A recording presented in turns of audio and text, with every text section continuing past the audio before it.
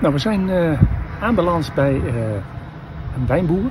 Dat heet Wijngoed Georg Fritz von Nel. En we gaan weer verder. We blijven hier niet staan. Deze camperplaats, waar op zich een prima camperplaats zou kunnen zijn, waar het niet. Je kunt de luifel niet uitdoen. Sterker nog, je mag hem niet uitdoen. Je mag niet buiten zitten. Zeer krappe plekken. Kost 14 euro zonder stroom, 16 euro met stroom. Je mag ook niet barbecuen. Is het verboden.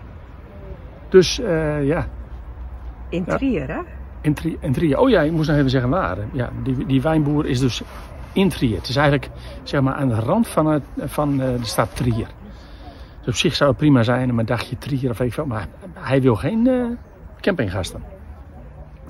En ja, ik zou het toch wel fijn vinden met deze hitte. Dat ik in elk geval een luiver uit mag doen. En dat mag dus niet. Mag niet buiten zitten.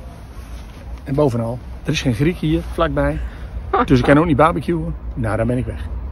Dus wij gaan verder naar de volgende camperplaats. Jammer voor Georg Fritz. Maar hier gaan wij niet blijven.